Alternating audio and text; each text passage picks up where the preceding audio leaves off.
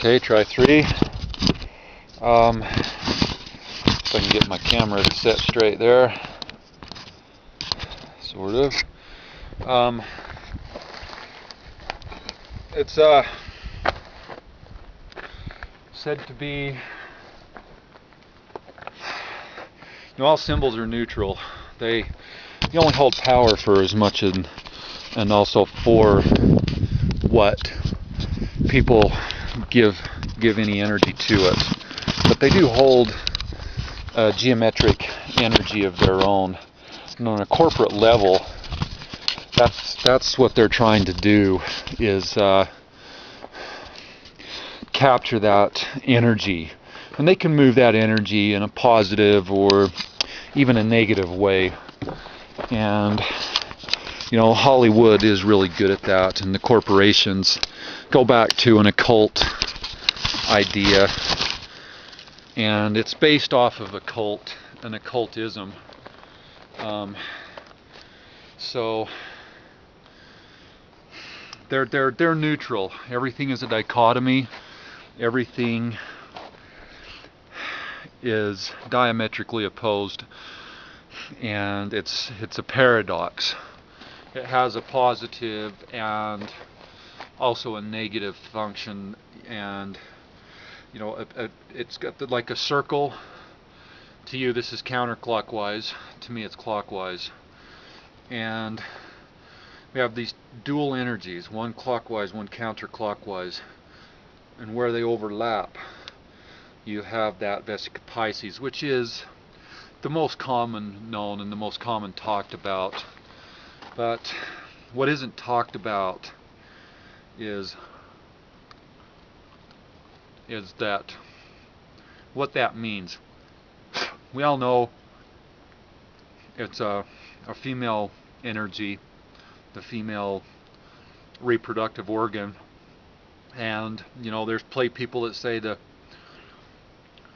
like the Washington Monument and the other phallic type symbols stand in the center of that vulva, or the Vesica Pisces, which in fact is that can be said to be a Masonic, Illuminati, whatever symbol, and they use that represents the Vesica Pisces, the cross point in those two circles, one clockwise, one counterclockwise, the yin and the yang, and that stands on top of it.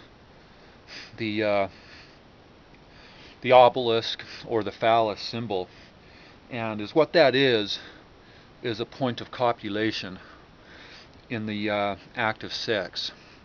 Now, how does that correlate with the all-seeing eye?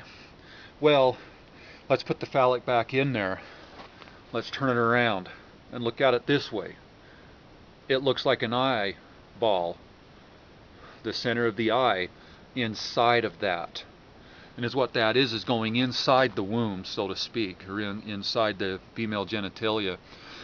Looking at it from the inside, you see the beginning of that penetration, the eye coming in.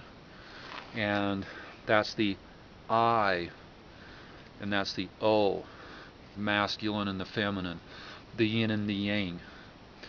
And that goes back to many theological, philosophical, occult backgrounds, as far back into history as we can go.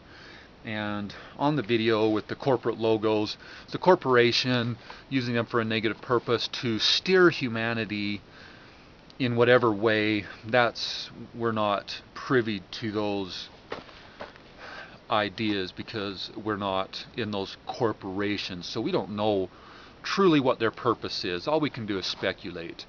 Some may be malicious, malevolent, or some may be benevolent and benign. I imagine there's a mix. But generally, those symbols are very powerful, and that's why they've been around for so long. And they resonate with the collective subconscious, as Carl Jung would term it. Carl Jung, that's pronunciation. And he's done a lot of work on that in his book, psychology and alchemy, and how humans recreate that in a subconscious world, a dream land, so to speak, or as the Aboriginals in Australia would call it, the dream time, which is the time of the ancestors, the time of the past. And we're connecting to that. But also it goes further. It's connecting to the time of the future. There is no time.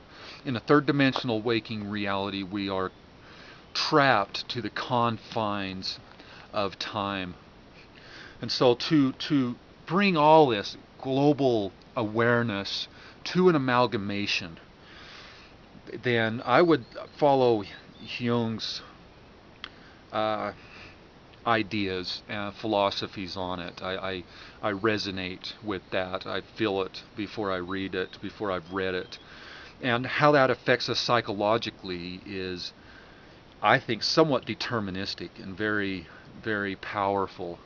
Because on that subconscious, collective subconscious, we're all one. We're all part of the infinite. We're a human body. We're the living organisms, microorganisms of the earth, along with the trees and the root systems put out by the trees, and how they, if you could see into the ground, which many of us have in meditation, and I have, I don't know to what extent. I imagine that there's people that have gone far, far deeper than I have, so I'm not trying to make any claim there. But it's like a neurons, nervous system, the pathways and how they connect.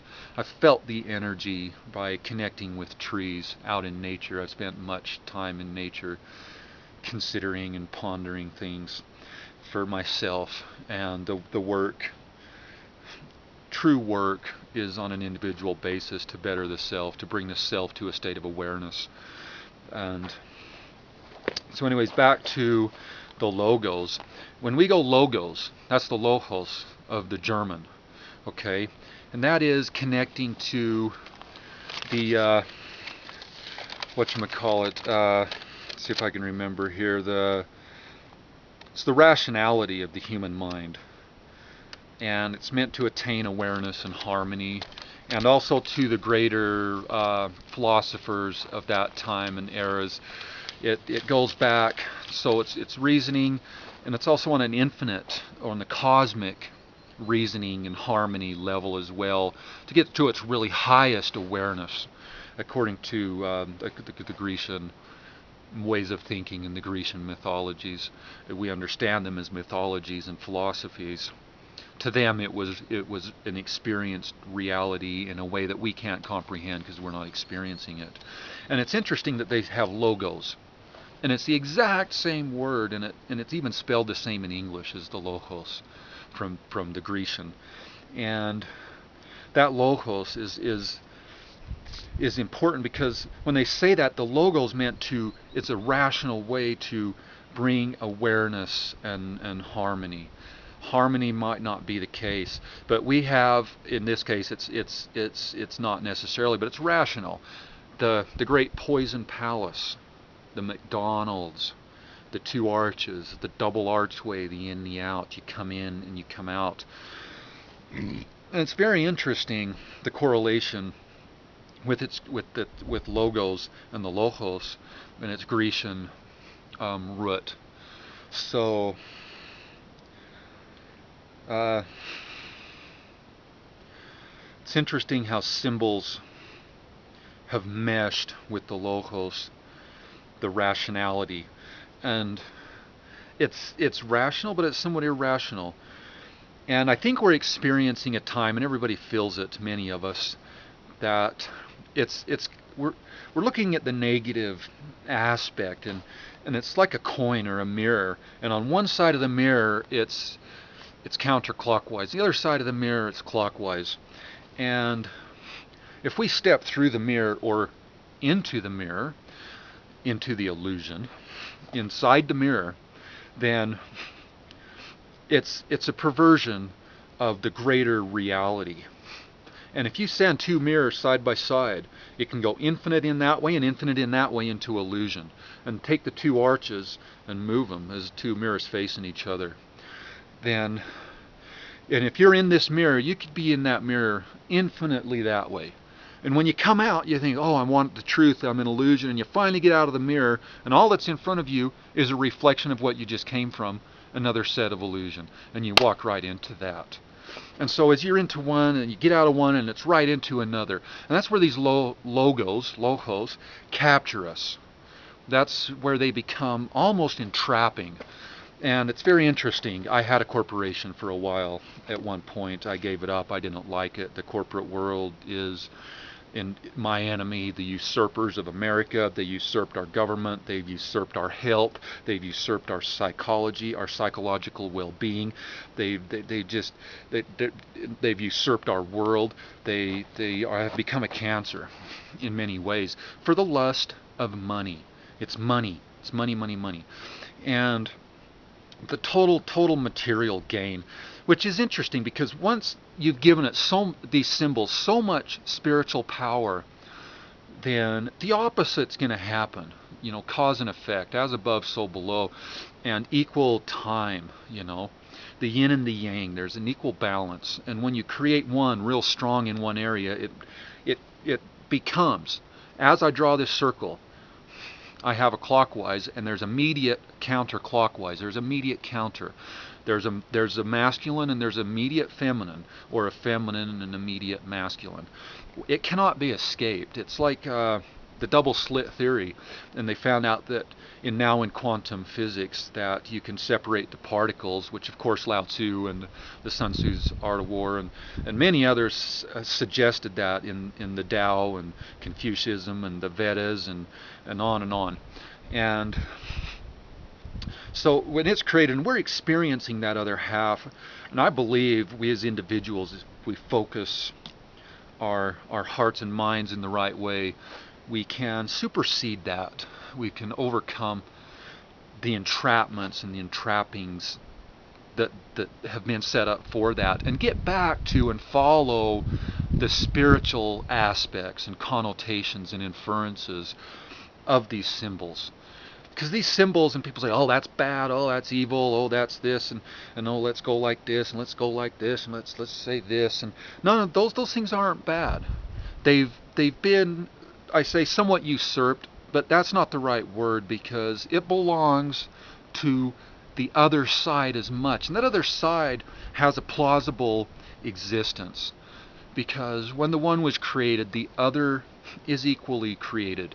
And that's the balance, that's the dichotomy, and that's the paradox. And well, we can go into paradoxes extremely in depth into paradoxes. And that's where we come into multiple dimensions.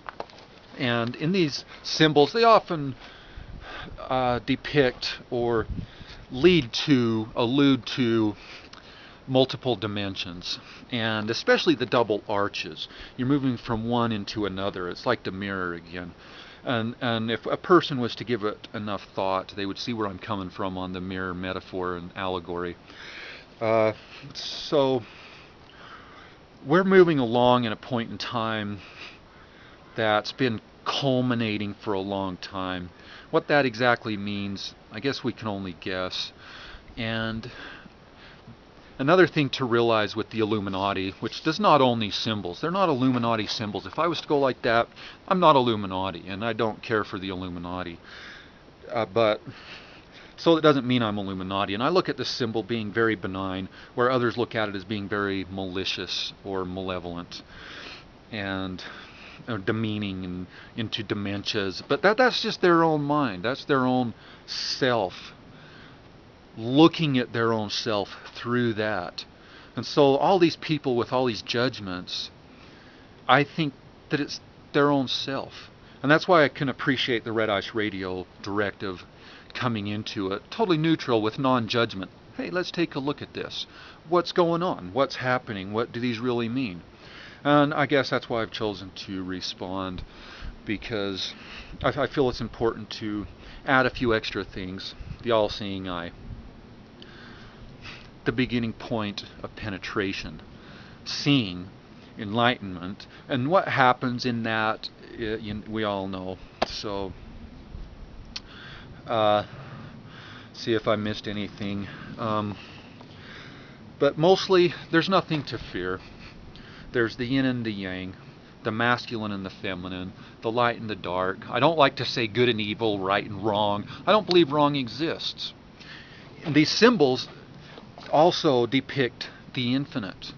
They also go to the infinite. Inside of that, you can recreate it again and again and again to the infinite. You have this symbol, you have the one sideways, you have another one this way, another one this way.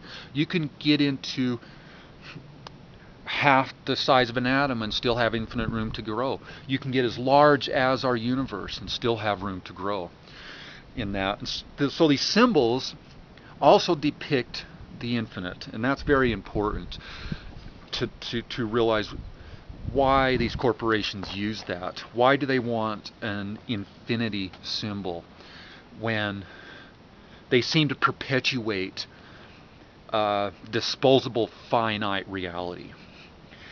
And that's another interesting dichotomy to consider. They're perpetuating, like I said, a disposable finite reality, yet their symbols say infinite, the infinite. And these symbols, if you break them down geometrically, they all go to the infinite. And you can see the Fibonacci spiral in them, in every one of them. You can count the different aspects of them. You can it's on and on and on. I'm trying to stay focused because I too easily get off. So I'm trying to stay focused on the content here that I'm talking about and discussing.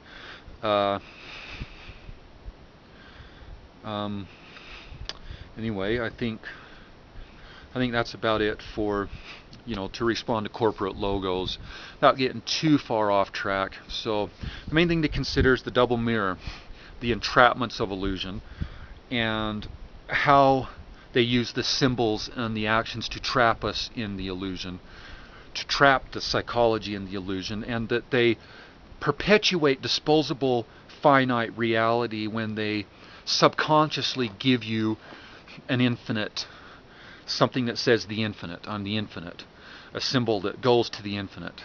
And it's a very, very interesting psychological perspective that it creates, and it's a confusion. It's giving a mixed message on a very subtle subconscious way, and speaking to the subconscious is far more powerful than speaking to the conscious, because the conscious mind is flawed, and not everybody has the strength of mind to resist the temptations of that disposable finite reality. And reality is anything but disposable or finite. The third dimensional reality is simply there for our material experience as a spiritual being in a body. And the corporations know this. They've studied this. They have the knowledge handed down from who knows how many thousands of years. So